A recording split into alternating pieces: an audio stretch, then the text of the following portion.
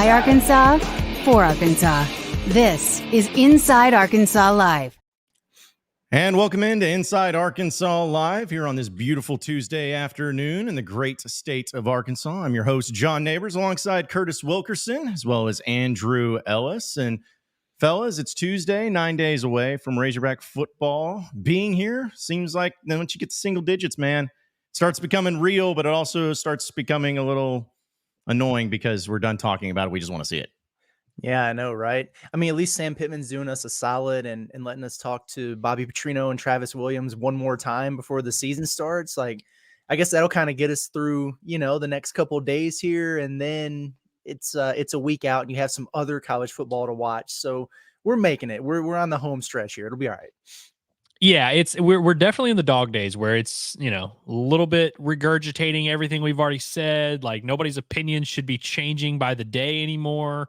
But yeah, the countdown is small enough to where we'll be able to get through it. The light's at the end of the tunnel. We're ready to roll. John, when you got up to get that bottle of water during the intro, I was already preparing like my speech for if I was going to have to carry the show. I was like already ready to do it all. I was like, oh, he's not going to get back in time. We're good. But you made it back in time, so congrats. Yeah, well, I was getting a bottle of water, taking my medicine in about 10 seconds of time before the show starts. So nothing like waiting until the last minute to do all that. But hey, that's okay. We're on a very time crunch here. We have to go at noon. If not, people get pissed, start getting yelled at.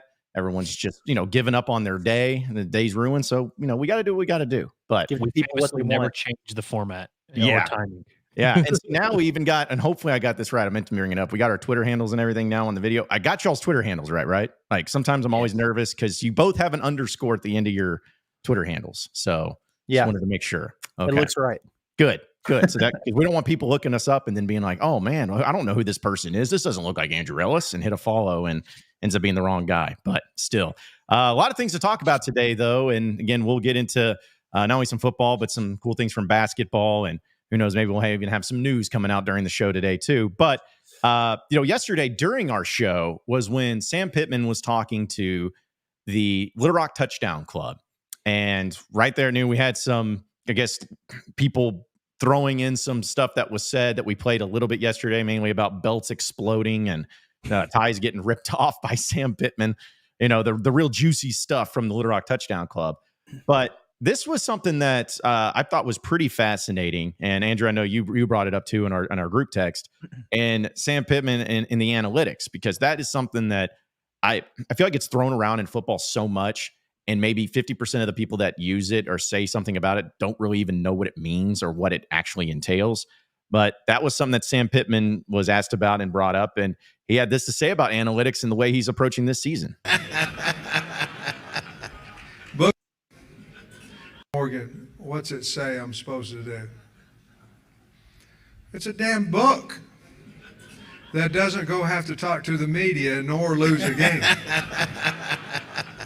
Book's already been paid for too, by the way. So every dang time says, go for it, coach. Hey, how you feel? Oh yeah, we're ready to go. First down the other direction. What? The first time I really did that, and just because somebody else has success doing that, I'm going to do the eye test and what my heart says. And that's what I did the first three years that I was here. So analytics are good and all that, but winning's a lot better, So we're going to try that. All right. So there was Sam Pittman about the analytics. Your reaction to that, because not only hearing him discuss it and going with his gut, but saying, that's what I did for the first 3 years, didn't do it last year, and that may have equated to some of the losses we sustained. Yeah, I mean, I don't care. As long as he can make that decision himself before needing to burn a timeout or getting a penalty, then sure, man. Go for it. Literally go for it.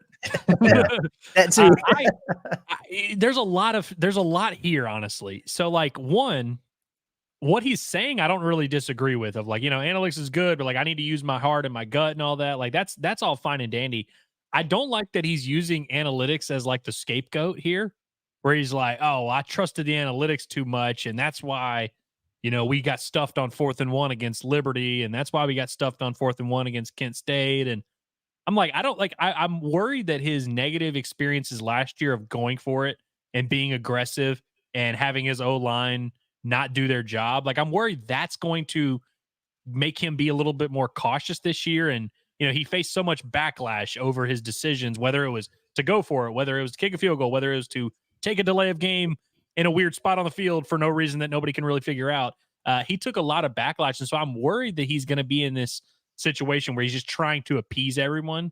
And I just don't think that's the way to go. But I also think he's being a misleading a little bit in the fact that he's like trying to act like, oh yeah, I'm done with this analytics book or whatever. It's just like analytics literally just tells you kind of what you should probably do. Like in basketball, 3-point shooting, everyone complains about it. Oh, the analytics says you should shoot threes but every single team at every single level has adapted to the world we live in, and they've all been better offenses for it. You know what I mean? And so it's like, we can all say that like, oh, analytics is stupid. But it's like going for it on 4th and 1 gives you a good chance to win. I don't know. I think you should do it and convert rather than do it and get sacked. I don't know. I noticed is the first 3 years, you know what else was there? Barry Odom. Barry Odom was there. You know who wasn't there last year? Barry Odom. You know who's here now? Bobby Petrino.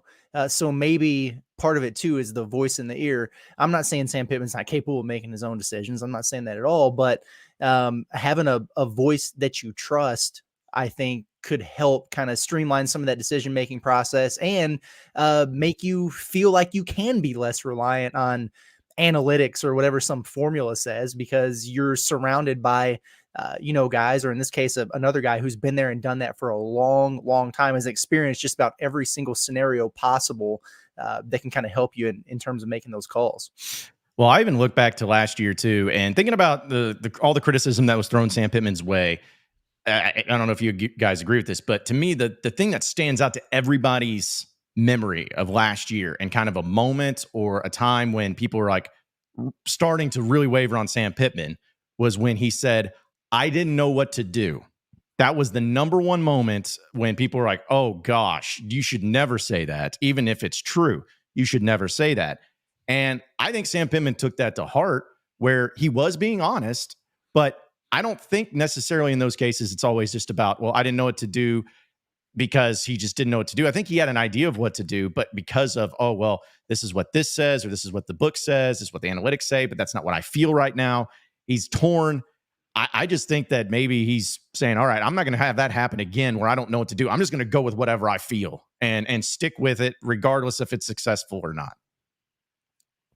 Yeah. And I don't know, man. I mean, coming into a season when you're just very much, on the hot seat with everything that happened last year, I mean, it's easy to go up there and say, hey, you know what? I'm getting back to my roots. I'm going to trust my gut. But with these one possession games, they play like one wrong decision there could be the difference in you keeping your job or not. So there's going to be like added pressure onto every one of those types of decisions he has to make. So again, it's easy to say, I'm just going to trust my gut. But boy, if I was in his spot, my gut would be taking me in a lot of different directions. So I don't know how easy it would be for me to rely on my own instinct given the recent circumstances. Yeah, I can't trust my gut sometimes. Sometimes I try to let that fart out, and I'm like, oh, I'll make it good. It's good. No, don't always trust your gut. But I think the Bobby Petrino aspect of this is kind of undeniable because we keep talking about these decisions and like these big moments where you're right, like your job kind of is on the line. I just have a hard time believing that if Arkansas is at the opponent's, let's say 42-yard line, and it's a close game in the third quarter, and it's 4th and 2, that he's about to sit there and look Bobby in the eye and be like, yeah, I'm going to punt it here. And if Bobby pushes back, he's not going to be like, okay, yeah, we should probably go for it. Like, I just have a hard time believing he's going to be like, yeah, let me put my foot down. We're punting the ball. We're going to play it safe here. And, we're going to try to win the game. It's like, I don't know, man. I know Trey Biddy always used to like to say, take your medicine, kick the field goal whenever you're down the goal line or whatever, even if it's 4th and 4 or whatever. But, and I think there's times and places for all that. But I do think, in a weird roundabout way, he said a lot there. I do think he is in the right kind of frame of mind where it's like you've got all these resources. You've got the analytics, quote unquote, which I feel like is just a term for people saying things that they don't understand. Like, I don't understand it, so it must be analytics. But he's got the analytics. He's got his gut. He's got Bobby Petrino. He's also got just the games and how it plays out, because in a 7-3 game in the fourth quarter, completely different situation than if it's 49-47 or whatever. Just very different situations. I think he's going to take all of these and kind of make what decision he feels is best, which is the right thing to do. But I do think it's going to be very fascinating, that first decision of the year against Oklahoma State when it's 4th and 3 or whatever it is. I can't wait. But I'm typically like, I'm full on Kevin Kelly. I'm like, go for it every time. What about y'all? Oh yeah, big time. Yeah, go for it every time. Onside kick every time. Screw it. Yeah, just treat every game like the last game of the year. Nothing else to lose. Just go for it. Why not? But here's the thing too about like some of these calls and some of the things that happen. Like just in any sport, but specifically football, it's only a terrible call if it doesn't work. But if it's the greatest call ever, if it does work, you know, I think maybe the only example where it didn't work and it was the right call, and I still think people agree, was maybe against Ole Miss in 2021 on the road, where defense was optional in that game. And in regulation, it was 52-51. Arkansas scored a touchdown the last play of the game, 0 seconds on the clock. And I think everybody in the world, and still this day, was like, yeah, go for it, dude. Like, you're not going to stop this team on the road. Like, do it. But other than that, you know, when there's been like the fake field goal against Alabama where Blake Kern got the touchdown pass, which is still like really awesome. My favorite moment. Yeah, it was great. But guess what? What if that jump pass or whatever ended up being picked off by Alabama? Guess what? Everyone's just like, that's the stupidest call I've ever seen in my life. Bauer almost missed the throw. Kern had to kind of adjust a little bit. If Kern just doesn't make that adjustment, Pittman probably is fired. If Kern wasn't such an athlete, that could have gone wrong, you know? Yeah. Well, and then also in that play, like the one of the Alabama defenders ran into the official who was behind the line judge or whatever it was. So things like that happen. But that's what cracks me up about a lot of these plays is, there's time and place for certain things, and there's times to take risks. But if they work out, no one's sitting there being like, yeah, I know it worked, but never do. That's the stupidest thing ever. It shouldn't, like, you should not have to be held accountable for that, because then it's like, oh man, this guy's a gambler. He's got some brass. He's going out there rolling the dice and it's working out for him.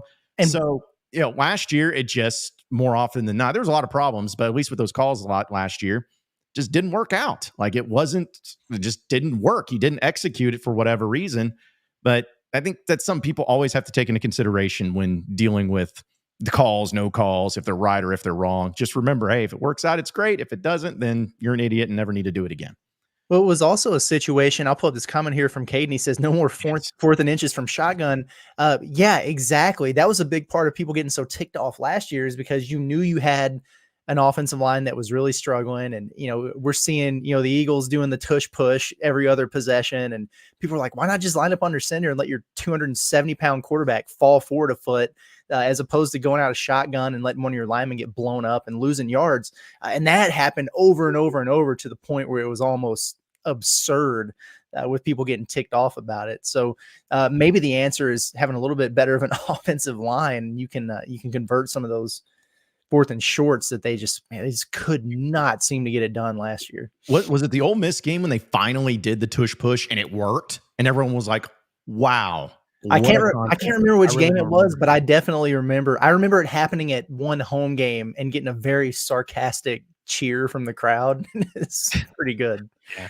I remember early in the year, it was against Kent State that they got stuffed 4th and 1 on like tried to get KJ up the middle. And I remember that being like a real, it obviously didn't cost them that game. They won 28-6 or whatever, but that was like a real, this is not, we are not who we thought we were type of moment.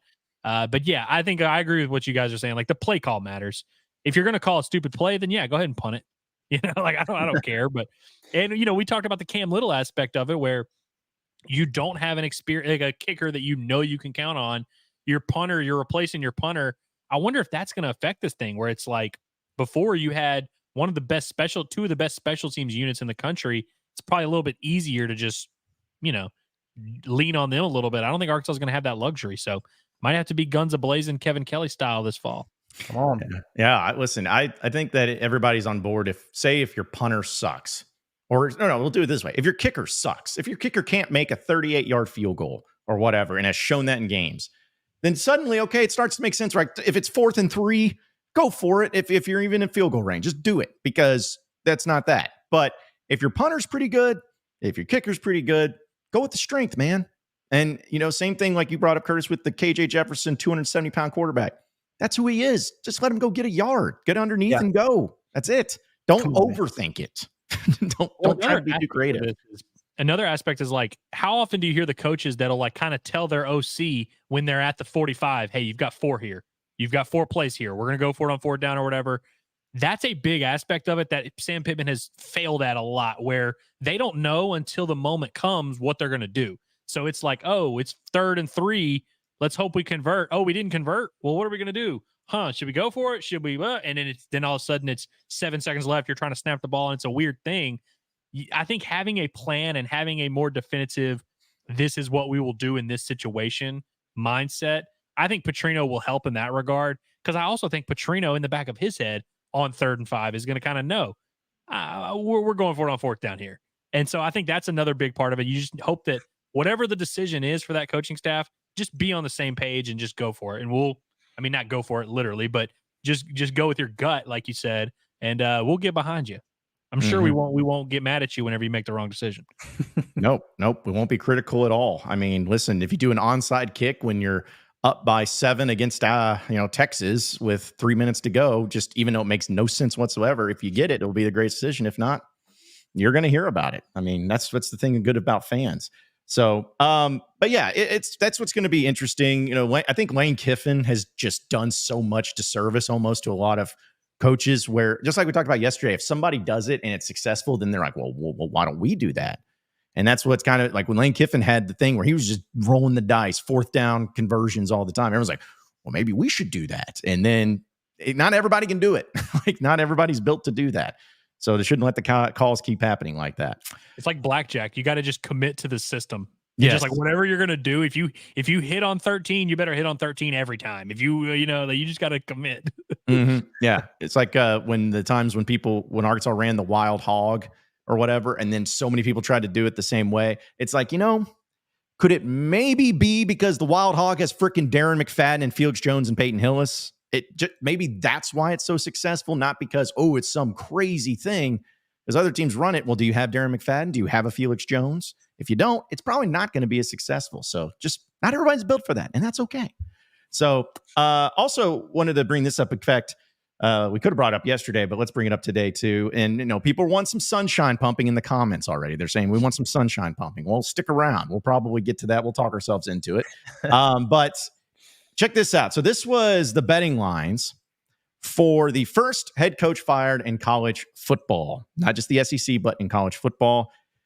4-1 odds. Billy Napier, number 1. Sam Pittman, number 2 at 5-1. Mario Cristobal of Miami, 6-1. Dave Aranda at Baylor, 7-1. And Clark Lee at Vanderbilt, 8-1. What do you guys think about that? Surprised, lower, higher at all in this? I mean, in fairness, no, I'm not surprised about the first 2 at all. I mean, I think it's fair. It makes sense. I mean, nobody wants, I shouldn't say nobody. I don't want Sam Pittman to be fired, but I mean, I definitely understand why he's on the hot seat after, last season and the way things have been trending. So all he can do is go out there and prove people wrong. So him being near the top of that list, not a surprise to me at all. I will say, why is Mario Cristobal so? Yeah. I mean, what? I don't understand. I mean, that's very, very odd to me. And I'm not a huge Miami football, guru here, but I don't even know why he would be anywhere near the top of that list. And he's supposed to have a really good team this year. I guess if they completely tank, then maybe, but that one surprised me. I would have Shane Beamer above Mario Cristobal. I don't know. And he's 16-1 or whatever. So I don't know. That was weird. I was going to say the only reason I would put Mario Cristobal in there is probably because of that call he had last year where he didn't kneel the ball or hey, that was crazy. That was horrible. That alone should have been like, hey, you're up like 5 spots on the hot seat. Yeah, that was bad. Well, I'm looking. I put up Florida's schedule because initially when I saw the list, I was like, I'm surprised Pittman wasn't number 1 just based on how the schedule lines up and how there's an obvious path to it. If you look at their schedule or Arkansas schedule, but I pulled up Florida's schedule. So one, they have a hot seat bowl week 1 on that first Saturday of the year at 2:30. Yeah. They're playing Miami, Florida versus Miami. And so, obviously the loser of that game is going to enter a pretty warm situation. Florida plays A&M week 3. not an easy one, although it is at home. Both that and Miami are at home. They go to Starkville week 4, which, like, if you lose that one, that's when it really is ugly. And then I have KJ Jefferson ending Billy Napier's tenure at Florida in week 6, Saturday, October 5th. They host UCF at home, and then they go to Tennessee. And so it's looking at their schedule, the last half of the Georgia schedule or the Florida schedule is actually worse. They play Georgia, Texas, LSU, Ole Miss, Florida State in a row to finish the year. So you talk about, he's getting closer to his end every day. Hey, I don't want to hear anything about Arkansas's schedule after hearing that. That is tough, man. Holy cow. And I mean, let's be honest here. The reason why Billy Napier is higher on that list is because he took an L to Sam Pittman last year with Kenny Guyton's debut as a coordinator and after scoring 3 points at home against Mississippi State. So, I mean, there you go. He let Tyrone Broden catch a game-winning touchdown on him before Tyrone Broden even found out he was good at football, which is a tough one. Yeah. Looking at Beamer, though, Beamer's schedule, I think that's probably what it is because they start with Old Dominion. You probably win that one. You're at Kentucky, which you're probably going to lose. And then you're at home for LSU, which you're probably going to lose. But I don't know if those are like fireable offenses. And then you have Akron at home, Ole Miss at home, at Alabama, at Oklahoma. Man, I don't know. It starts to get tough there in the middle of the year. Yeah. But I don't see a game where I'm like, oh, after they lose that one, he'll get fired until November 9th against Vanderbilt. So it's like for Beamer to get fired, I think it would probably be later in the season, if that makes sense. Dude. Well, yeah, I think so too. Of course, I don't like Shane Beamer, so I'm fine with him, going the way of old Yeller and didn't put out the pasture. But going back to the Florida thing, I knew that they played Miami and Florida State, and I thought that was absurd. I forgot that they played UCF. So you're talking about 3 Power 5, Power 4, whatever teams on top of 8 SEC teams, and your one game is against Samford. Who decided this? Who was like, this is a great schedule? Let's, Arkansas, when they play in-state teams, they play UAPB.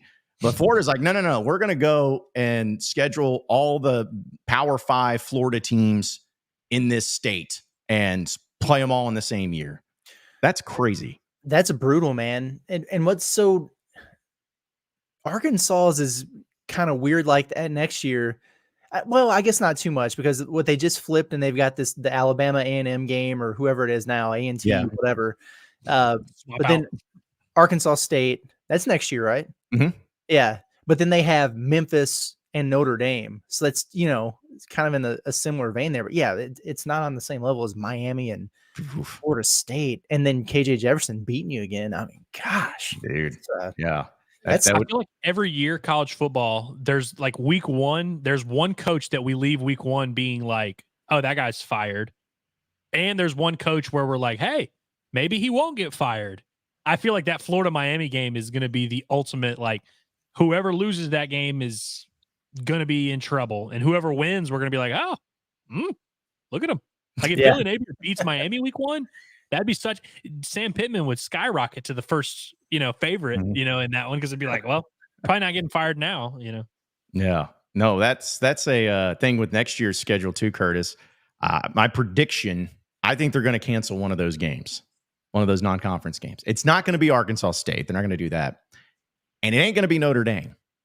I think that they end up canceling the Memphis game because my theory is that they're going to move to the 9-game SEC schedule starting next year. I think that that's why they did the adjustment of moving, or of course, I don't know if that's the exact reason, but like the Missouri State to Florida A&M or Alabama A&M or whoever, I think they're trying to compensate for the difficulty of the schedule that they're about to get. That's my prediction. But maybe so. Is that at Memphis or at Arkansas next year? At Memphis. At Memphis. That's why. Okay, because I remember originally being like, man, that's kind of tough. I'm sitting here thinking, why am I worried about Memphis? Oh, on the road, that's a little tricky. Yeah, so there'll probably be another 5-game stretch of the opening of the season where it's in 5 different destinations because you have Arkansas State and Little Rock, that game in Memphis.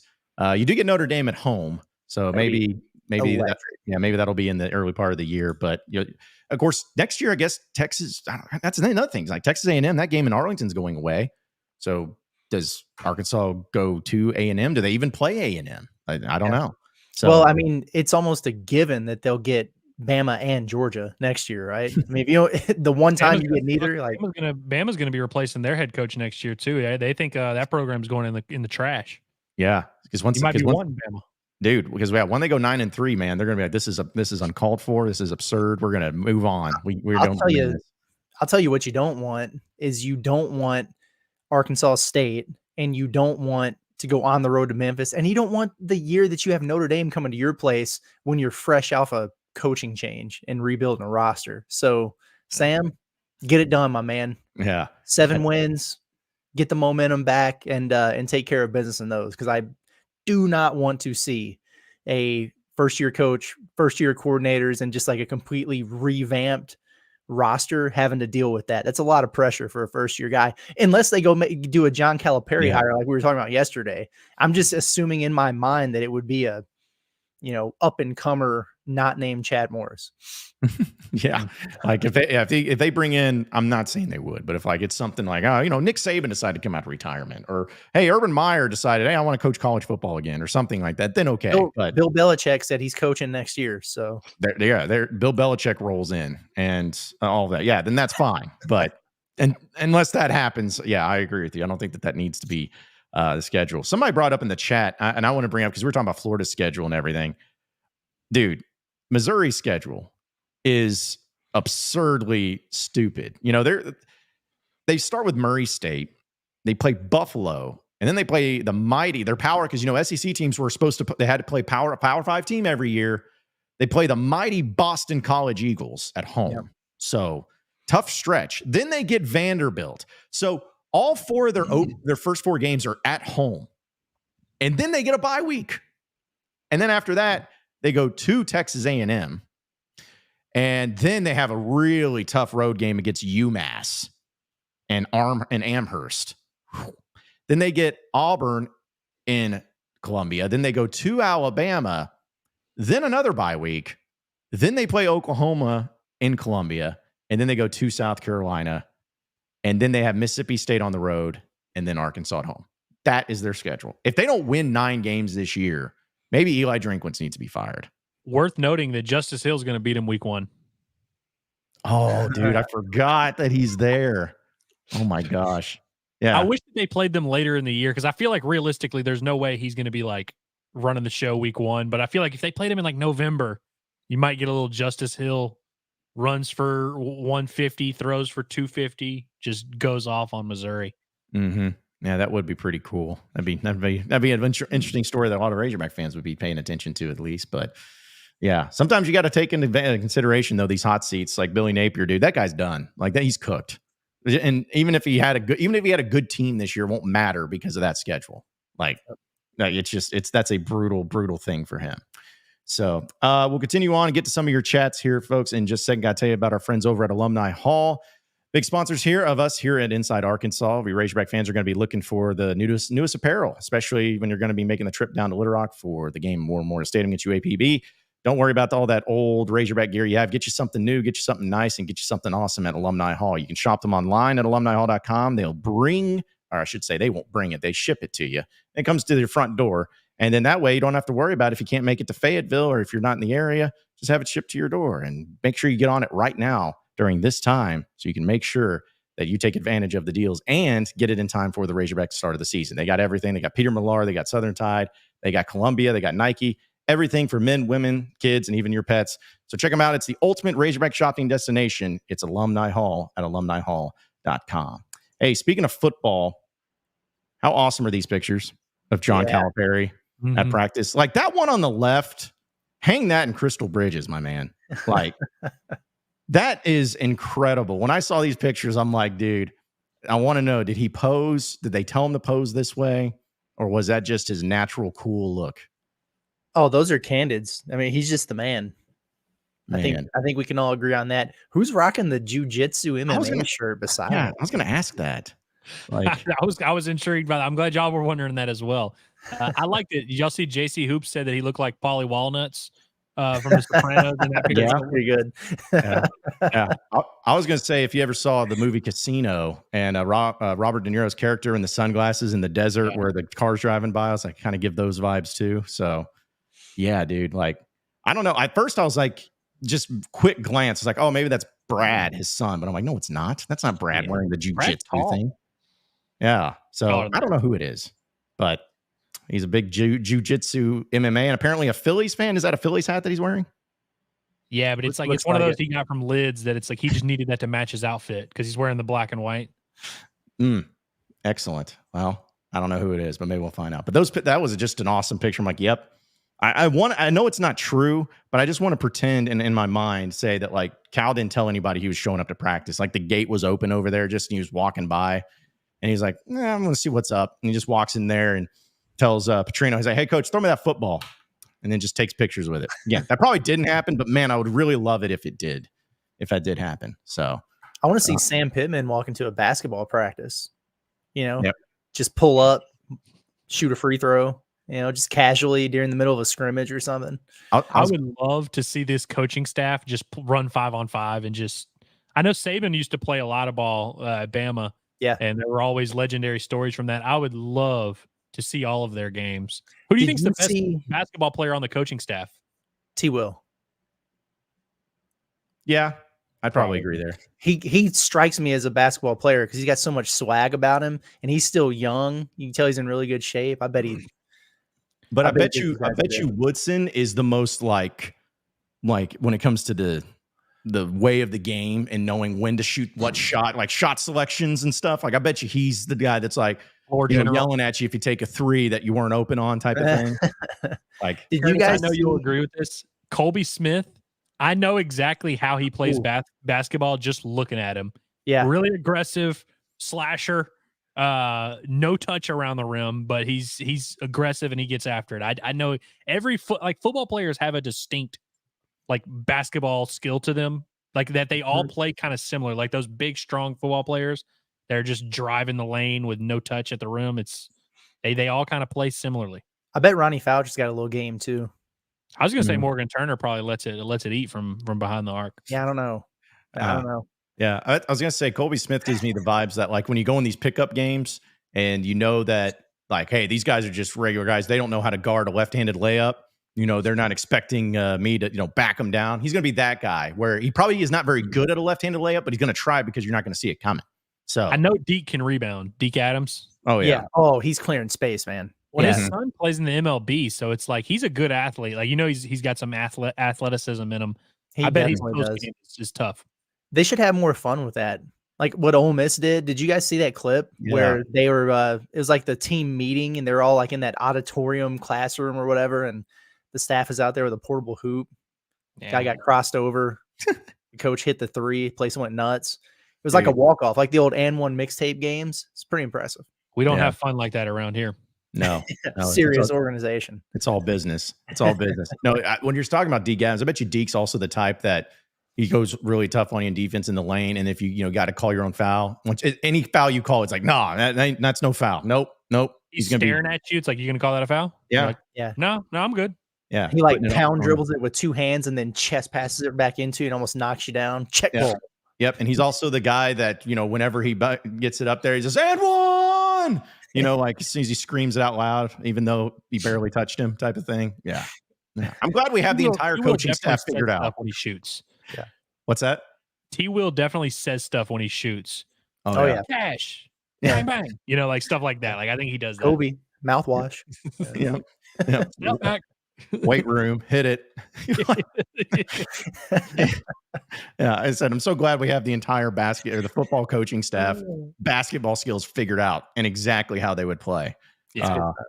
At first I thought you were talking about the whole like Razorback, like all coaches of all sports and everything, and I don't know.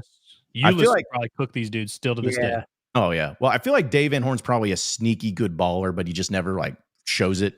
He's probably a guy that he's like automatic from free throw, if he's ever shooting them, or like he's got probably like one shot that he's always good at, and that's the only shot he takes because he's like, no, I'm going with the numbers. I'm taking elbow jumpers. Bad shots. He doesn't take bad shots at all. He's setting his teammates up, and then if you give him a look, he'll probably take it. But moves well without the ball.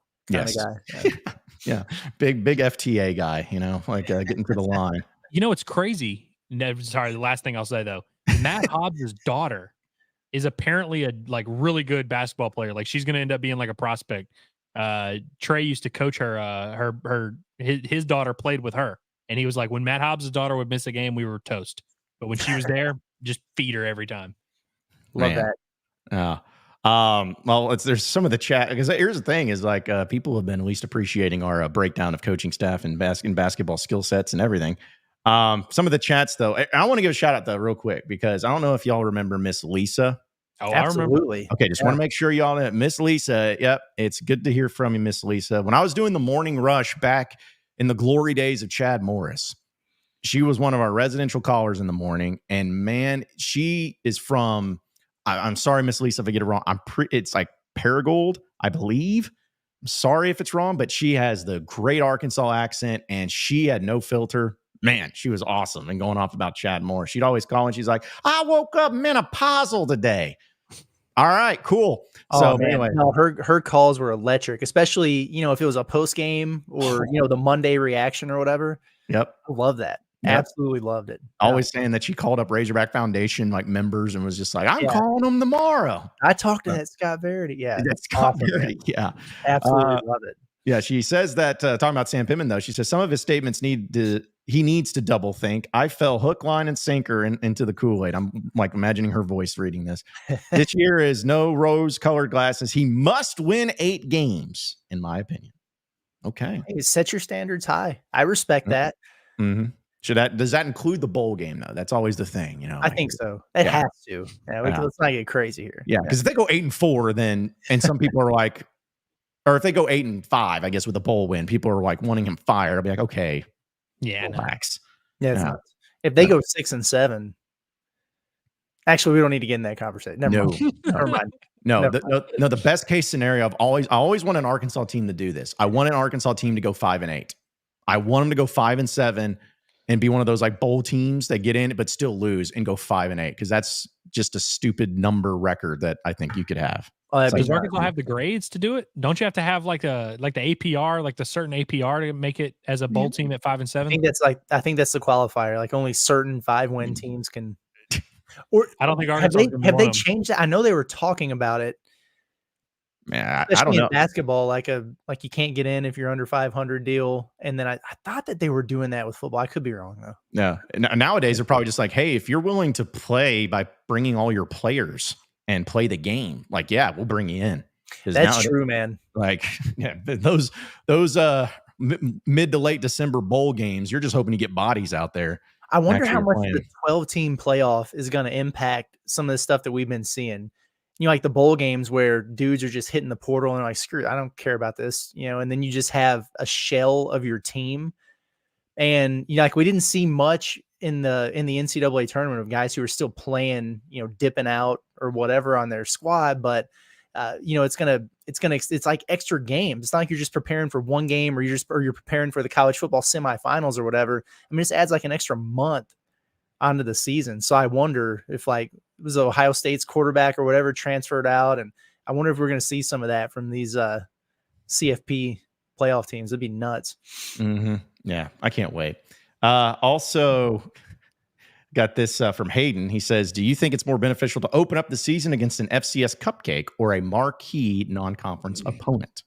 The FCS Cupcake does nothing for anyone except, funds the season for the FCS Cupcake, which that's a nice thing. That's good.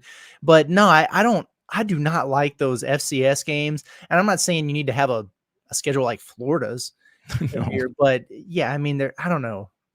There's got to be some form of compromise, like play a real team for that game. But I don't know about I get excited about it as a fan, for like those week 0 or week 1 games, those crazy non-conference matchups. They go to a neutral site somewhere and play. That's awesome.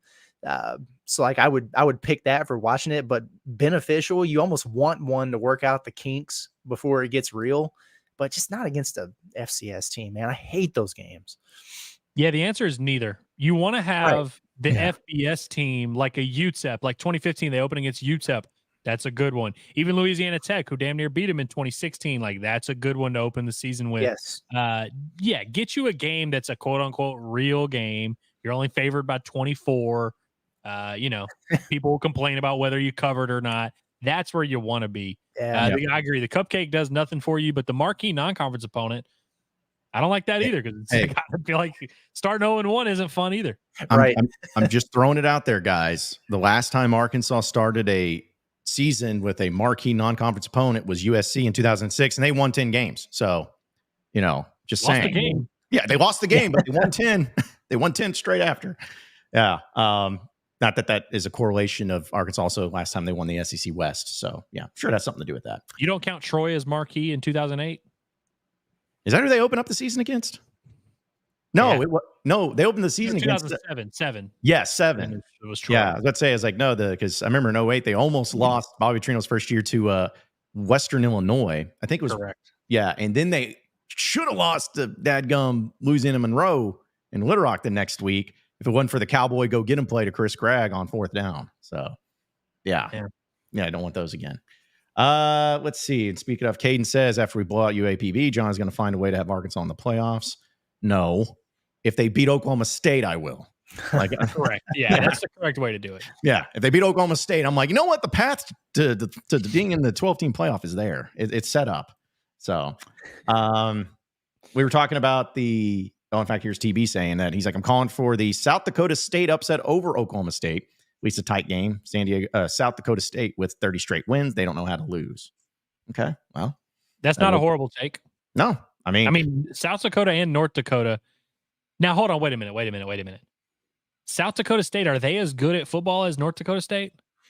South Dakota State won the whole thing last year, didn't they? Yeah. Did they? Okay. The Jackrabbits? Mm-hmm. Not so. Okay. I knew North Dakota State was like a powerhouse. So he said 30 straight wins. I was like, wait a minute. That sounds like North Dakota State, but okay, they are both very good. Yeah. Yep. And North Dakota State's got Colorado, right? Is that their week 1? I believe so. They're going to win that game. They very well might. I hope they do. Carson wins.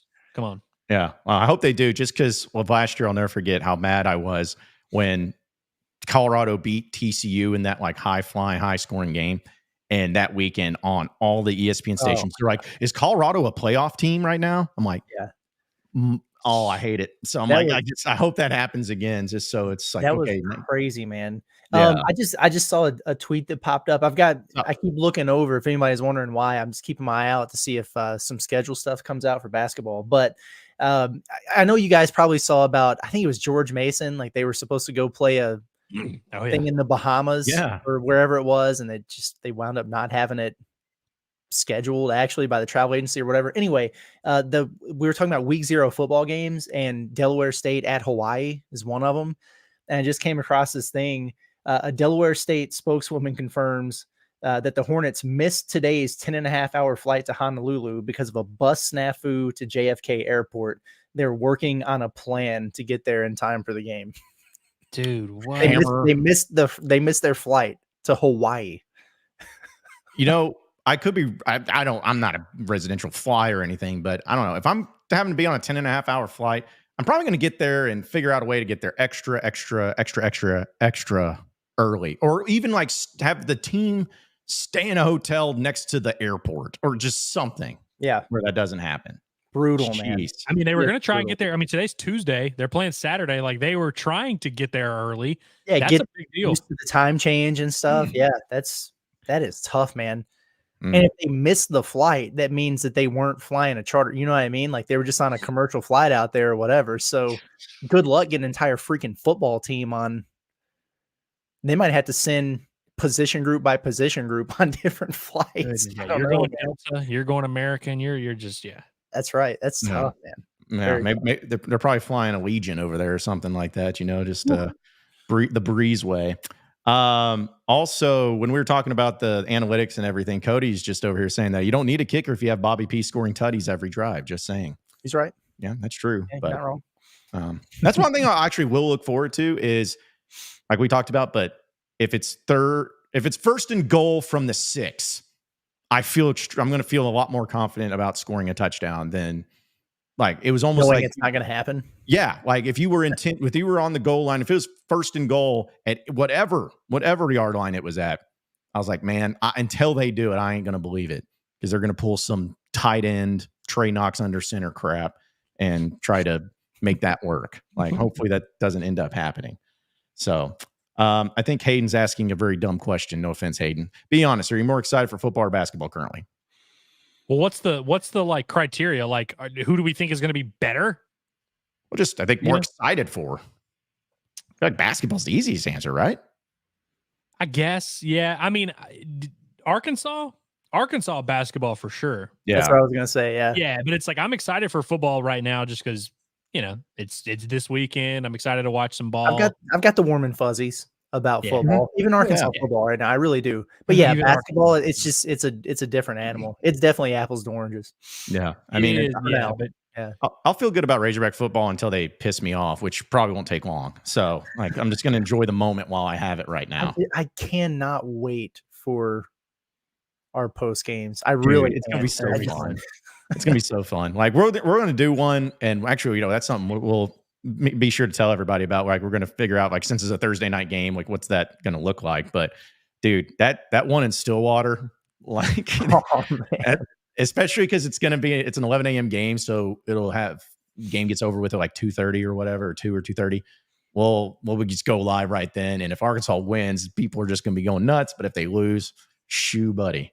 It's just it's gonna be the chat. We just may read chats the whole night and just keep going. Just it makes me so happy that we're doing this, man. It really does, because in the past, even when I was, writing more, I would get everything done, and then I would take my entire Sunday and would listen to every post game show I could find, like a repeat of it.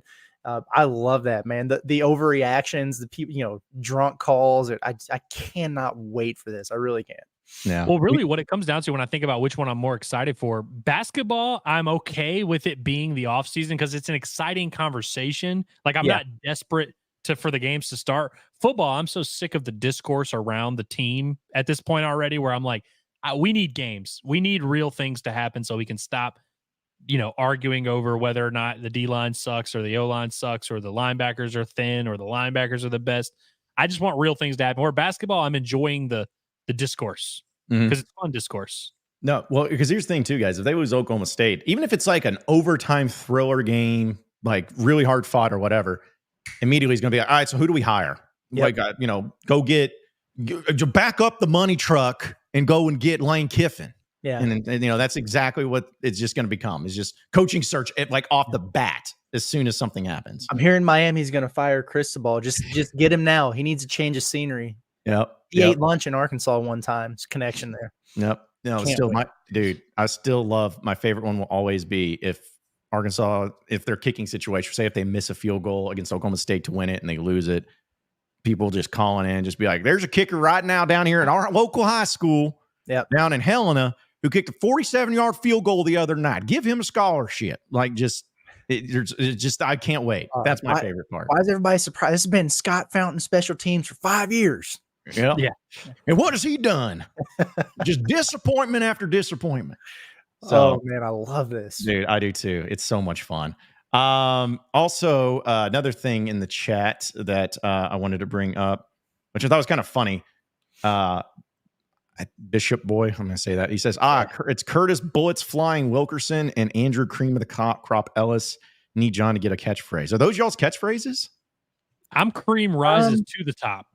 Oh, yeah. Close. You got to let the cream rise to the top in the linebacker room. But I think, I feel like the bullets flying thing was a couple times on one day. Andrew was doing the cream of the crop on Pot of That Nature a couple times the other day. I don't know if it qualifies as catchphrase territory yet, but maybe.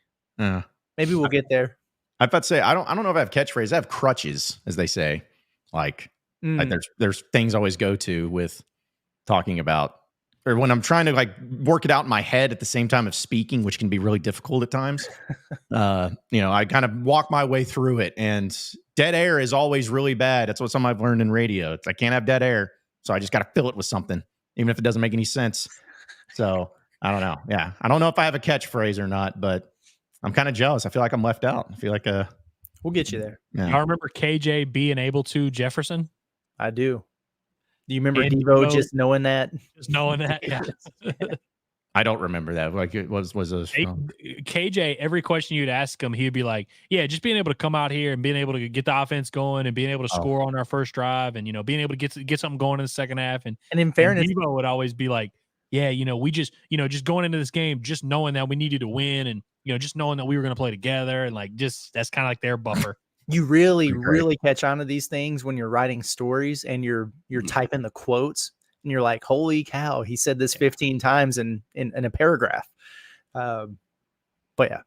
RIP things of that nature. That used to be the best catchphrase of all time, and we just ruined it. He legit hasn't. Man, that bothers me. I know. Not utter that. It really wasn't making fun. It was just a thing. I know. It was just his thing. I know. Like, and that's I remember I when I went to the Leroy on Dixon, I told him, I'm like, it wasn't personal when we did it.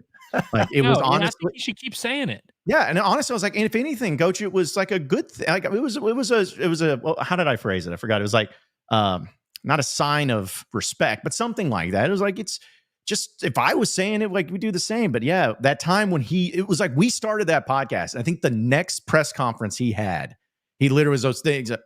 So I'm trying not to say that anymore. I was like, dude, like you ruined the whole thing. Like that was supposed to be our thing. Yeah, we didn't want to do just a generic. We talked about this. Like we want to do a generic show and call it, the extra point football or whatever. We wanted to make it, Oh man, you ruined it, Pittman. You ruined it. We literally built the whole company around this, and I'm going to let him know that next time I see him. Like, hey, man, unbelievable, man. Yep, disappointing. Yep, I'm sure he'll apologize for it and everything.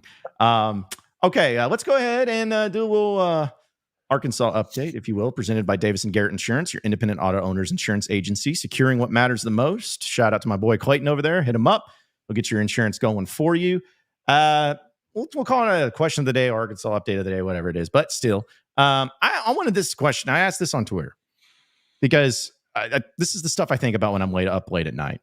Which Razorback football player in history were you the most wrong about? Now, let me explain in case people are confused because it probably isn't worded right. But either way, it's about someone you thought was going to be amazing and ended up not being, or someone you had no idea anything about or didn't care, thought they were going to be bad, and they ended up being amazing. So going into the year, because that's kind of where we're at right now, is just saying, oh, well, we think this guy's going to be amazing, but doesn't mean he will, or we don't know much or haven't talked about this guy, but he's going to be amazing, that type of thing. I see McTelvin Agim on there, so I'm not going to steal that one, but that was one of the names that quickly came to my mind. Yeah. I got Darius Winston. Damn it. Yeah, that's a good one. That's a really good one. Yeah, because there's very few football-wise, very few true five-star players that have come from Arkansas, the state. And of course, I may be using another one as Mitch Mustain, but it's like Mitch Mustain, Darius Winston are like the only two, and neither of them actually panned. Oh, Darren McFadden. Henry? I forgot about him. So go ahead. What was that? Hudson Henry? It's a great one. I mean, Henry's a good one. I thought he was going to be him. He was going to be good. Yeah. I went on a Nick Starkel tangent like back in the summer of 2019 where like, and it really, here's what it came down to for me. I really was just so adamant that he was better than Ben Hicks. Yes, me too. And so over the time, I kept arguing with people about it to where it became like I was a Nick Starkel guy. And all of a sudden, I'm like, he's the best quarterback ever. He's going to be Mallet. Like, he's going to be awesome. And I talked myself into it. And I feel somewhat vindicated because he's better than Ben Hicks. And like, Ben Hicks definitely should have never started, but Starkel had to go find his success at San Jose State, where he threw a lot of passes to in 2019 as well. But I really was a big Nick Starkel guy. I thought he was going to be good. I was too. Yeah, that's a good pull there. Yeah, and I loved how every quarterback that left Chad Morris became better. Like Cole Kelly went down to Louisiana and was like, was he the one that kind of won like the Heisman? Of the is it the FCS? I guess is what's called. He had like 5,000 yards in one of those years. Yeah, like he got better. Ty Story came in and beat Arkansas at Western Kentucky. He was better. Starkel was better. So yeah, a few of them though that was when we put up on Twitter. A few of the responses that we got here. Of course, some of them are going to be funny. Somebody came up with or didn't come up with it. It also said Sosa game. Someone said Mitch Mustain. AJ John. Whaley's one that I was just thinking of. I really like That's a Devwall good one. Whaley. That's a good one. Yeah.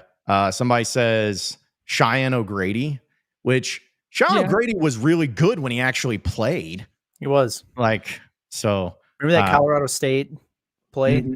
Oh, yeah. Yeah. Electric. I was crazy. And now Hog Gone British, that's his name. I'm going with it.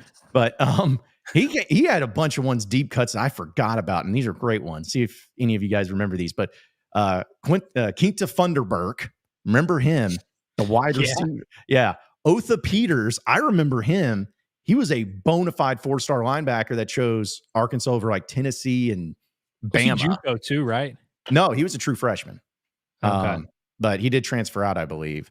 And Austin Flynn, remember that guy, a D lineman. And then Kane Whitehurst because of his highlight video and how awesome he was. But got those. Someone said Ty Story. Someone said also Ty Story was going to be good. I know he was a 4-star, but like he wasn't one of those guys like when he got to campus that we were like, yo. Yeah. Well, I'll tell you, Hayden Short has a great answer here. Brandon Allen, there's a lot of revisionist history on Brandon Allen, dude. People hated that dude. I mean, they literally set his truck on fire, egged it, peed on it, did everything to it. A lot of stuff happened, and he was one of the most hated quarterbacks in school history at the time. They peed on it? The fact that he became good is people forget. Man. Okay, well, I'm just going to set the record straight. A fan did not set fire to his truck. Who did? It was not a fan. It was not a Razorback fan, and it had nothing to do with it. Sounds like a lady to me, but was she the one that peed on it too, or was that a fan? Was that would take some? You know what? We have to go through the logistics of how that would work. So I don't know. With the way she acted, maybe she was pissing gasoline for like the way that she was going, and what made it set fire, anyways. I saw someone say Bijan Jackson. Shout out to Bijan Jackson, dude. I forgot about him. City Park a few weeks ago. Really? Yeah. Was he El Dorado? I believe. Yeah. He was El Dorado, 5-star as well. Yeah. Somebody said, like, a lot of these are like more than negatives, but somebody had a good one who I will agree with as a positive. Felipe Franks, because there was a lot of people that like still were. I guess maybe it was just because of the Chad Morris stuff, but when he was coming in, they're like, man, we don't know this guy couldn't make it at Florida. You know, and he comes in here. He actually ended up being pretty solid for Arkansas. So yeah, Felipe was the man. Mm-hmm. Yeah, absolutely. I take credit for being on the right side of history. I thought he was gonna. I didn't think he was gonna be great. I thought he was gonna be about what he was. Yeah, and also someone said Jalen Catalon, but I'm like, man, I don't think you can rule injuries. Yeah, because when he played, he was an All-American. So I don't think you could throw that. Got a lot of Trey Knoxes in here too. Well, his freshman year, it just seemed like he was going to be that dude. And then he wound up that tight end. Yeah. He and Burks were viewed as a duo for a while there. Oh, yeah. Like in their freshman years. Because that was him. I think we even talked about this. They had like 4-star wide receivers of that class, Knox and Burks. And I think it was Shamar Nash and TQ Jackson. That's right. Yeah. So none of them there. But another great one too. This one from Twitter, real quick, but is one I agree with. Ronnie Wingo. I thought Ronnie Wingo was, after that long run he had against A&M in his freshman year in 2009. I thought that he was going to be the next big running back. And yeah, and I was in St. Louis at the time. So I was hearing all about that hype. Before he even got to campus, man. So yeah, that's Where's a good. His brother at? Texas or Missouri? Missouri was kind of in my brain. I think he was in Oklahoma. That could be completely wrong. Maybe Oklahoma. What's his brother's name? Do we even know? Ryan Wingo. Because I remember people were like, "Oh, the Arkansas connection." It's like, man, he doesn't care. He's at Texas. It's a good call. Yeah. I saw someone in the chat say Grant Morgan. I feel like that's a nobody really thought he was. I mean, even the people that like Grant Morgan didn't think he was going to be what he was. Yeah, dude, you could throw Drew Morgan in there too, because that one year he had was pretty phenomenal. Yeah. So yeah, a lot of good answers in that. And I just noticed that there's a lot more negative ones, the ones that didn't go very well than ones that did. But yeah, there's plenty of those to go around for Razorback sports and for Razorback football, especially. Curtis, give me a couple hoops ones real quick, just off the bat. A couple hoops ones that you were like, this guy's about to cook. Man, Grant Jackson. Yeah. Yeah. I thought KK Van Jackson Robinson. was going to be really good. KK Robinson for me. Yeah, KK stands out there. Shoot, take anybody off of this last year's team, probably. Dude, I got an old one, Olu Famutimi. Yeah. McDonald's All-American. Thought Yeah. he was, I think he averaged 5 points and 3 rebounds a game for 2 seasons. So I really thought Darius Hall was going to be like by his junior year, like a real solid, like go-to wing for Arkansas. Yep. Yeah, that was a shame, man. Yeah. I remember him, and I thought Glenn Bryant was going to be, when Mike Anderson walked in, that like he was going to be a huge part of the thing, and he just transferred to Eastern Michigan immediately. Did not want to hang around for it. I thought Moses Kingsley, after his first year, I was like, this guy sucks, dude. I hate him. Yeah. He ended up being a really good player, and I was not into him early in his career. I thought, and this was more just me than anything else, but I thought out of that class that Keyshawn Embry-Simpson was going to be. Dude. I thought he was going to be good, man. Yeah. I was ashamed to say that, Curtis. I literally, like, he had a game. I'm not going to lie. It was either Tulsa or Colorado State, where he hit like 4 or 5 threes, and I was like, this dude's got it, bro. I thought he was going to be the man. Nope. Dude, I thought he was better than Desi. I thought he was better than a lot of people from that class. Yeah. Was he the one that hit like a bunch of threes? I think it was either like against Vanderbilt or maybe LSU on the road. Like there was a game where he went 4 of 6 from 3 and was the only reason Arkansas won that game. And I remember it was kind of like he had a conference. I think it might have been LSU.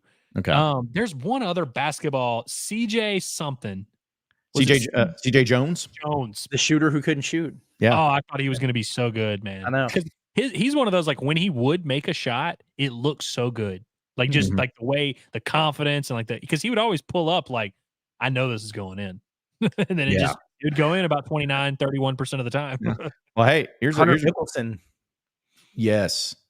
That's a great one too. I think I like this one from Andrew Hawthorne. He says Mason Jones, kind of the opposite way, where it's like, yeah. I mean, who would have thought that dude would be going out scoring 40 every night with nobody surrounding him? His brother was like a 3-and-D guy at Duke.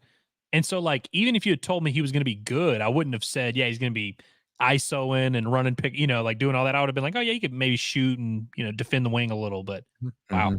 Yeah. David said Connor Vanover. And honestly, I thought he was going to be, especially after that year when he didn't get the waiver, but he played in the red-white game. I was like, man, if that first group had him, they'd be a Sweet 16 team. What's going on? Yeah. I thought he was going to be like, at best though, like a Stephen Hill, not like defensively, but just being like, he's not going to score a ton, but he's just so big that he's going to get like 4 block shots a game. And that's all he's going to do is just like plan himself down low. Yeah. I thought he was going to block a bunch of shots, and I thought he was going to actually make threes. Nope.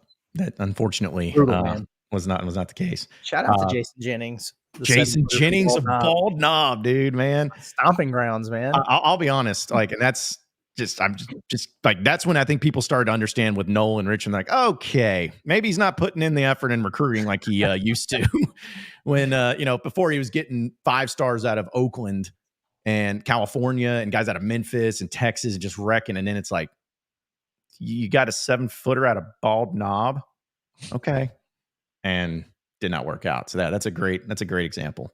People are bringing up this name, which I always love bringing up, is Ricky Town. Like, that's a great one from the USC transfer quarterback. Someone said Rafe Peavy, and he was one where, like, I remember like being excited about him when he committed. Yep. He was from Missouri too, right? Bolivar. Yeah. Okay. I've started to realize, and Curtis, no offense, it seemed like all the great Razorback players or the great commitments that Razorback football gets from Missouri, they never actually pan out to what they're supposed to be. Like, football, football wise, that's what I mean. Yeah. Like, no, and rest in peace, but Brian Wallace, I remember he was like the highest rated offensive lineman Arkansas had ever had, and he was fine, but him, Ronnie Wingo, and we just mentioned another Rafe Peavy, those guys, and Dordo Green Beckham. Yeah, I should have gotten DGB. That's like the worst morning of my life was that morning, by the way. Woke up so early to see him commit to Arkansas, and that guy went to... It's a tough one. Yeah, I know. And I remember making fun of him because Petrino was still the coach at the time. I was like, okay, yeah, good luck going to Missouri. It's like, you guess you didn't want to be a part of the greatest Razorback offense in the country. Didn't want to play around Cody Hamilton and Tyler Wilson throwing you the ball. Okay, scrub. We didn't want you anyways. Man, good times.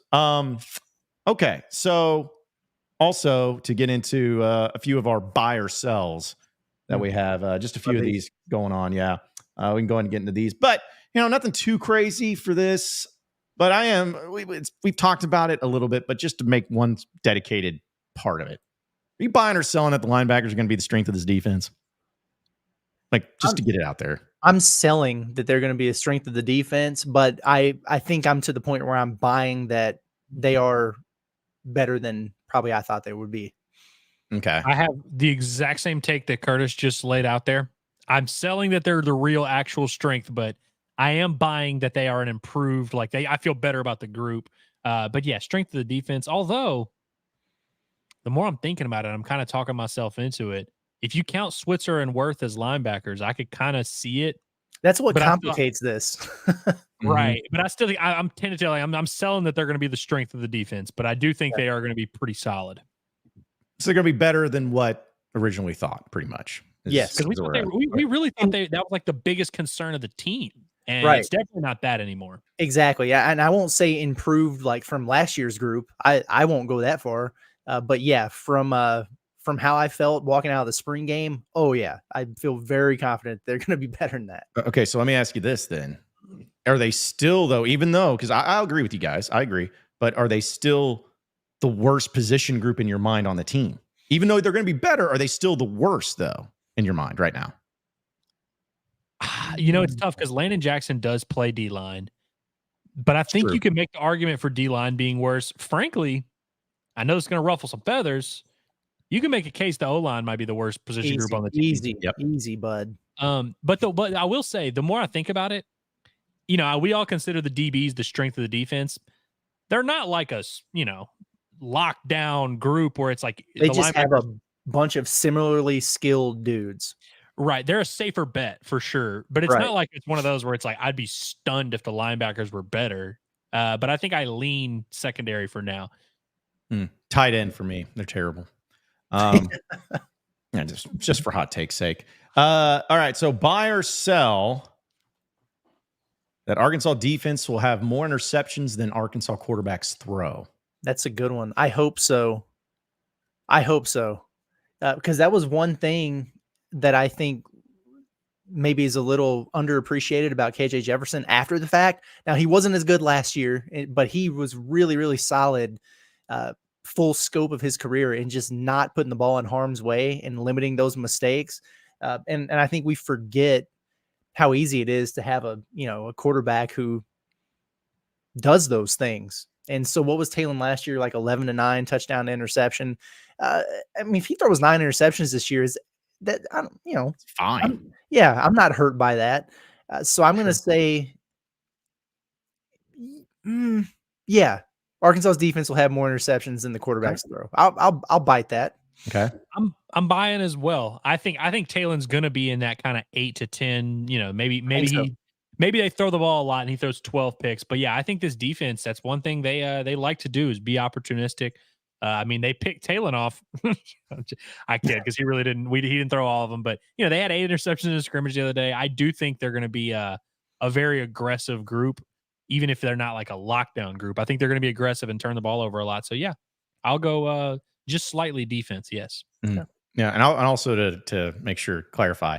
Yeah, I'm fine with Talon Green if he throws 9 interceptions, just as long as he's like doubling his touchdown passes with that. Like if he has 24, 25 touchdowns. Yeah, if he has like those Mitch Mustaine numbers of 8 touchdowns and 9 picks, then no, that ain't going to be it. Right. It's not going to be it at all. All right, so another buy or sell. Well, there will be 45,000 or more at the Hogs UAPB game Thursday night. No. How many does that place seat? It's technically seats 55. So 10,000 empty seats. Although it's a night game, but it's also a Thursday night game. Correct. But it's an in-state matchup. I'm still selling it. I'm selling it in terms of 45,000 people actually being in that stadium. Now, tickets sold, sure. Yeah, they're going to announce a number higher than 45,000, but I agree with you guys. I think it's going to be it being on Thursday night might actually kind of affect it a little bit. Because how many people have we seen in the chat that have been like, well, I was going to go if it was Saturday, but Thursday, like Kingsley, for example, I think it's going to end up, I don't know. I think they'll get 45,000. You just you said every reason why it wasn't going to happen. Then you said, nah, they're doing it. I just think 45 is just not that big of a number, frankly, for like season opener. Like what When's was the it last time year? they got 45 in there? I wonder. I was going to ask, what did they have last year? I genuinely don't know. Well, I'll have to double check, but I remember last year, I actually thought there were a lot more people at that game than I expected, because I think that there may have been 45 plus there last year. But they didn't stay longer, or they were in the concourse because it was so dadgum hot. So I don't know. If they get 45,000 there, I'll be impressed. But I mean, I don't know. Here's what they said was the attendance last year: 44,397. I think they will. I think they will get a little bit higher than that on a night game, even though it's Thursday. It won't be much higher. I mean, it's going to be like 45.4 or something like that. But I think they'll get it right around there. But I don't think I agree that the actual attendance probably won't be that. Yeah. Well, I'll say this too. Like, if people were smart, what they would have done is they would have taken off like that Friday from work and then just get you like a 4-day weekend, because it's Labor Day on Monday. So there may be some people that actually did that. But the last time they played UAPB in Little Rock in 2021, there were attendance was announced at 42,576. Yeah. It was mid-season though, right? Yeah, it was. I will say this was good. Yeah, that's a tough one. Yeah, this is actually a decent point by Andrew. He's saying buy because 15,000 are going to be UAPB fans. Well, I don't know if there's going to be that many fans there, but Bro, I think not 15,000 people that know UAPB exists, let alone fans that are going to buy tickets to the game, bro. What? Yeah, I'm not buying that. 20,000 Arkansas fans there. The band though, man, the band is good. But I'm not buying the fact that there's 15,000. I'm buying the fact that that's better than hosting, Florida A&M or whatever. Like you'll at least get more because of that fact. So Curtis reading that number that the last time UAPB there was like a good bit lower than 45K makes me think that it might actually not be. And Andrew, you've been bouncing back and forth, man. This is a tough one for you. It means you did a good job of setting the number. Yeah. Well, like I said, I'm selling it. I don't think there's going to be 45,000 people there, but that was the only one, because the other one I had was if any sort of news broke, but it didn't. So so just for everybody that's listening right now, this could be a very busy day for us speaking. I mean, we were anticipating the SEC schedule for basketball to get released, and we were going to talk about it on this show because that stuff usually happens pretty early in the day. It hasn't happened yet, and so chances are when it does, at least I'm going to go live. I don't know if one of these guys wants to join me or not, and then I think we're going live again this evening after Bobby P, right? So, we'll be around. Yeah, we'll be around, all right. Maybe we just stay live all day. I'm saying permanent live. Yeah, because we all know, the second we end this stream, breaking news. It's like that's 100% going to happen. Yes. But that's okay. Like we got this thing where we get on our computers and we hit go live again, and we're able to go live. It's not like we're paying by the minute here on our live streams. So there was a question, actually a basketball question that I had up here. Hayden wanted to know from Curtis. He's like, how would Josh Cohen factor into our basketball team? He wouldn't. Fair enough. There we go. But he is literally the only forward on Eric Musselman's roster. In which, by the way, I got a question for the little video mailbag series that I'm doing, and I said I was going to answer every one of them. And one of the next ones coming up is how will Muss do this season at USC. So you guys want to know, you're going to get 8 minutes of me talking about it. And Josh Cohen was he was a good interview, nice guy. He liked my Instagram reel about my dog's birthday the other day. Aww. I love Josh Cohen. He wouldn't have been a factor in this front court. Yeah. Sorry. Well, there you have it. Let's see. Blake says, I'm on a 10-hour drive. Just stay live, fellas. Well, hopefully you're not watching. Hopefully you're just listening, Blake, while you're driving. But He's got it pulled up and right in front. I like that. yeah. No, listen, if we did a 10-hour like marathon thing like that, y'all better be throwing in some donations into the YouTube side of things. Y'all better be throwing some money in for something like that. That's gonna take. I like this one from High School Mint Julep. He's like, over under for technical issues, sound, card system, scorecard, and everything at the Little Rock game. I mean, all of it, all the above. Yeah. Do they run out of water this year? That No. should be another thing. They'll fix that problem, I think. No. Good. Also, Heartbroken Hog says, will y'all go live for any games this season? Would love to see y'all react to the Texas game or something. Yeah, we plan on doing that. The only thing about it is going live for home games. That's not. Yeah.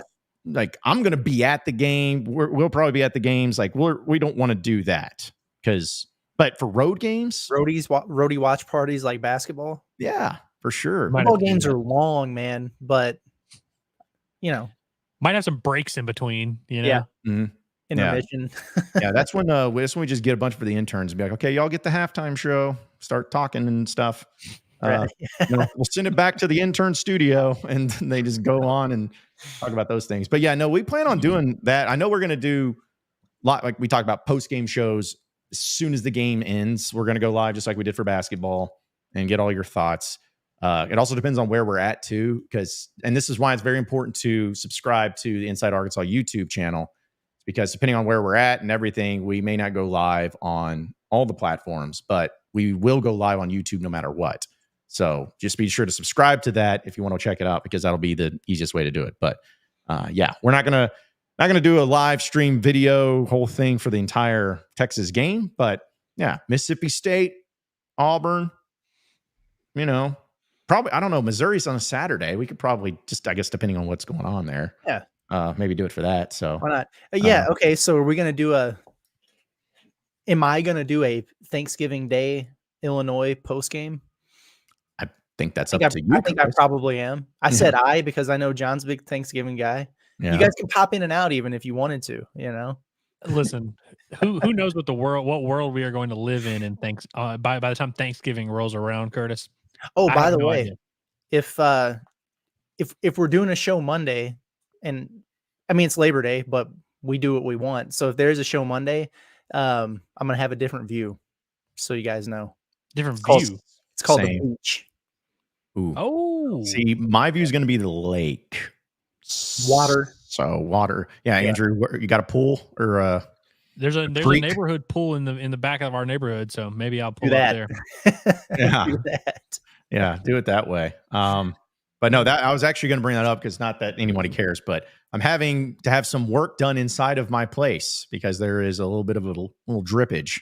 Not on me, but on the house. So they're apparently having to cut inside the walls, and the only time they could do it was, or as soon as they could do it would be the Labor Day weekend. So what I'm going to do is I'm going to go down to Little Rock for the game and probably just hang out there for the weekend because I can't be here.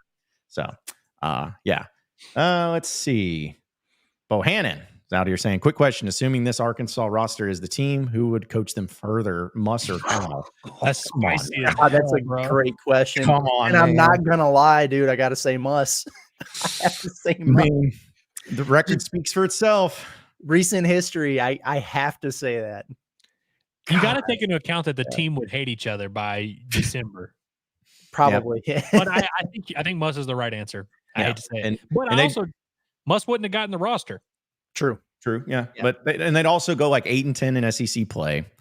Net ranking's great, so they kind of fall backwards into the tournament. They would win exactly 20 games, but then they go to the Elite Eight. Mm-hmm. The travel and the scheduling in the conference would be awful, obviously, because we'd have to hear about it all the time about this the quick turnarounds.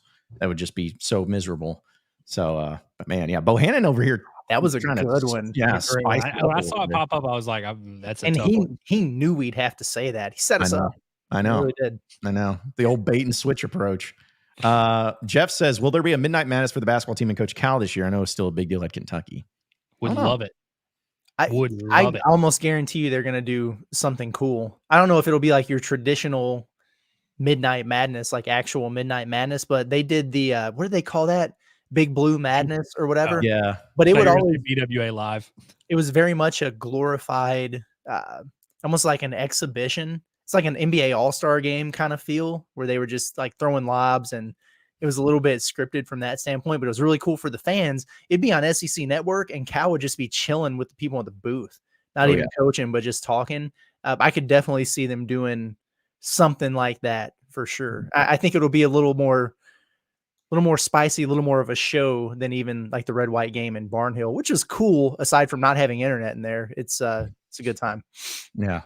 Did y'all play 2K the year that they like incorporated Midnight Madness into it, where like you had to go to college in your career, and then but there would always be like a weird Midnight Madness thing where the crowd did a synchronized. No, I don't remember that. Thing. This is only like 4 or 5 years ago, but I'll never forget because the Midnight Madness was cool and I liked it. But then like when you'd get back to the locker room with your teams, they'd have like these little cut scenes, and your guy would go, "Man, I love this energy. I can't wait for this in conference and postseason play." And it's like all college athletes playing. It's just the funniest thing ever. But they're like, oh, like the fans are all like doing a weird dance. It's good stuff. But yeah, we need to bring back Midnight Madness. Duke's version of that, whatever they do, I used to watch it like every year just because like I was like, this is cool. This is such a cool event. Mm-hmm. Yeah. And then didn't Drake show up to some Blue Madnesses? So maybe he can come to Fayetteville in the warm-up line. Yeah. Get Drake there. Snoop Dogg came to Kansas's and had strippers and all that. So yeah, Arkansas got Duke Deuce a couple years ago. It's true. True. Duke Deuce. And did they have Jessica Alba? Kind of. No one knew about it, but she was there. Mm-hmm. And I want to say they had somebody else like random. I remember Scottie exchanging. Yeah. Dang, I can't remember who it was. I remember that Jessica Alba day, though, exchanging messages with some guys on the staff, and then hearing Muss's reaction to what Jessica Alba was there, and I didn't freaking know about it. He was pissed because he's a big photo op guy. You know? Yeah. But was it Waka Flocka? Was that who it was that showed up at a game? Yes, you're right. You're right. It was Waka Flocka. Last year or the year before. Yeah, he's like 6'5", man. He's big. Yeah. Mm-hmm. I thought it was a recruit at first, and then I walked by and I was like, I know who that is. Yeah. Well, because that was something like he was probably there for row week or whatever that they always do. So check out the basketball game. But yeah, that'd be cool if they do something like that. But you know what's going to happen is like whatever they do, the responses and the replies and everything's going to be filled with Kentucky fans. Be like, oh, well, just look at what we did when he was here. It's like, yeah, well, you guys didn't want him anymore. Yeah, that obsession is weird, man. I've had so many BBN folks in my mentions about these basketball videos, and they're making stuff up. This dude was teeing off today. He was like, this he's unprofessional. He's so biased. He's saying he just thinks Jonas Adu is better than Johni Broome. I literally said, my exact word, because I went back, I was like, did I say that? And my exact words were, hey, if you're going to tell me that Johni Broome is a better player and more accomplished than Jonas Adu, you're not going to get much of an argument here. And that's what I said. The whole thing about Cal's lottery picks, people just teeing off. The first thing I said was, as I look at this Arkansas basketball roster, I don't see a surefire lottery pick, but here are the dudes in the draft conversation. It's just, it's a weird psycho ex-girlfriend can't handle the breakup kind of deal. Mm-hmm. It's nuts, man. Dude, speaking of yesterday, so I don't ever block people. It takes a lot for me to block people on social media. I either mute them or just not pay attention. But dude, I had to block somebody on Instagram yesterday as a Kentucky fan because I guess I commented on one of the Cal picks. I think it was from the football thing yesterday. And he just goes on my Instagram on every single post. He just said, John Zappato. I'm like, okay, you're kind of weird, man. Like that's kind of crazy and weird and all of that. So one of them was tagging my wife in messages on Twitter today. I was like, this dude. And see, man. I'm telling you, people don't understand it, but I'll never forget that time when the Malik Monk thing happened. This was when I got exposed to Big Blue Nation, how crazy they were. When the Malik Monk thing happened, and Mike Irwin, me and him did a radio show on the Forum on ESPN 99.5 way back when, and I didn't even go off on Mike Irwin went off and said a lot of stuff that was kind of right, but very controversial. Kentucky Sports Radio people got a hold of it, Matt Jones and all them, and it just blew up. And I was getting hit because Mike's not on Twitter. He doesn't care, at least not as much he was back then. But I'll never forget, this is horrible. But I had a Kentucky fan DM me and said that my mother should have used a coat hanger when she was pregnant with me to do her own abortion. I was like, oh my, like I was so much younger and naive at the age of 28, but still, like that was when I was exposed to like, y'all are nuts. Y'all are crazy. So see, there was a Texas fan just like vibing in the chat today. Yeah. And I didn't say anything about it because I've gotten so annoyed with Kentucky fans recently. I was like, oh, Texas? Yeah, sure. Yeah. Fine. I'm okay with that. Yeah. Sorry, guys. Nobody was really even arguing with him. Like they were just kind of like, why are you here, bro? Yeah. He's one of those guys that's just like he just wants to jump in and start like getting people to pay attention to him. And when they don't, he's like, well, I'm leaving. So yeah, good job there. I enjoy a good hate watch too. So like I can't blame him, you know? Yeah. Just got a few minutes left here. Ace says, what value do you put on the social media marketing Muss brought? Was it a distraction on the court? I would think so. It was interesting though, because Muss was such a reactionary dude. Like in the off season, the build up to the year when things were rolling, like there was some elite social media content, but one loss and the dude, it was almost like he deactivated his Twitter. They did do like the post game autopsies and stuff, and all the funny little videos and everything, but things weren't going well, and that disappeared. And we rarely saw that man on Twitter last season. So in a way, I thought it was cool because it brought some spotlight to the brand, and a lot of those things went viral. The DJ Muss deal with the players and everything. So whatever, dressing up at Halloween parties that one of us got invited to, which whatever. Because I was the safest one because he knew I wasn't a threat of like blowing up anything. But I do think that John Calipari he just is his own brand, and it just adds and enhances to what Arkansas already has. Like eyes are going to be on that no matter what. They don't need to have the, goofy, sometimes funny, sometimes cringy social media campaign because it's kind of are what they are. Mm-hmm. Well, I'll throw this in too, and it's not necessarily to this, but I will say I thought it was the one really cool thing, and it wasn't Muss even trying to do this, but going back to 2021. Like, especially those pictures, when it was Pittman, Muss, and Dave Van Horn together, that was a pretty cool thing. Yeah. Like, because Pittman asked both coaches to be there on the sidelines. And, of course, Muss was like, oh, yeah, I'm there. Like, I'm already on the plane. Let's go. But I remember Dave Van Horn, I think it was during fall ball. Maybe you remember, Andrew. But he was like saying that they had a practice scheduled that Saturday. And when Pittman asked him, he, like, canceled it just to go down. And I just remember seeing him on the sideline. It's cool. They moved it to Sunday, but because DVH is not Muss-like in the fact that he doesn't really go on tours. Doesn't really. He's not out and about all the time. So yeah, I thought it was really cool, but I definitely don't think it was a distraction on the court. No, any of the Muss. I used to love the locker room pregame ones where he'd be dressed as the scientist, and he's like, this beaker right here is our team chemistry. You got to feel, just doing all the weird skits. I think it was more I think it was exposure for the program. I thought it was I'm not saying it was all awesome, but I think it had more positive effect than it did negative. And I think to Curtis's point, him going radio silent during last season probably might have been more of a distraction than him tweeting during the season. He got roasted for that tracksuit, man. Yeah. Well, because was it FedEx or UPS that he did once?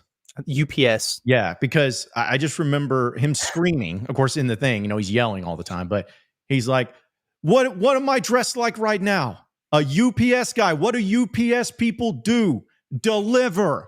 They deliver wins. So come over here. Like, he's just going through this whole thing. And I'm like, man, I love it. But I just want to know if some of the players just like, all right, man, let's just get out on the court, dude. Like, we just want to get out there. Imagine being, like Ruda or any of those other assistants where he walks in, he's like, okay, I'm going to need you to put this on. And here's what you're going to have to be a pretend race car. Okay. That's your deal today. Imagine them being like little kids where it's just like, oh, do I have to? It's like, yes, you have to do this now. Put it on. Like, at some point they got tired of it, man. Shout out to Armstrong, 9 days. Yeah. Woo, that's right. I can't wait for that first crossing route that Andrew Armstrong takes for 20 yards. We're gonna be like, man, the first series. He just gets open by 3 yards at the snap of the ball every play. It's nuts, man. Yeah, we're gonna have to play. We're gonna have to play that game once we get closer to the season about like what's the first play call, first offensive play call. What's Bobby got in the arsenal? Does he do a play action post route, just trying to go for it all, or does he just do a simple I formation handoff up the middle? We'll have to play that up there. Jeremy also says, John, with your Barry Odom theory, do you think he takes over due to Sam retiring or being fired? I assume Petrino would be on his list of OCs. I mean, I don't know. I still think that stuff is not really, that we don't know if he's going to be fired, and we don't know if he's going to, be back next year. But my theory is just that if something did happen, I think it would be Barry Odom, and I think he'd keep Petrino on just because of that. Boys, breaking news. Oh, got some? We have the schedule. Woo! Ooh. Okay, so what do we do here? Do we keep going live or do we end it? Right? I was going to say, do we end it and then do a new stream that's live? What do y'all think? I don't care. I don't care. Okay. I mean, let's end it and go live. How much time would be in between our streams? Like, what are we doing here? But just a few minutes, if that. Yeah, let's do that because I want to put this story out real quick. Okay. Yeah. Okay. Well, hey, we'll end it right there, but we'll be back here in a little bit. Appreciate everybody listening in, watching in. We'll be back live here in just a few minutes. Give us some time, turn on that bell, subscribe to Inside Arkansas on YouTube, and we'll see you in a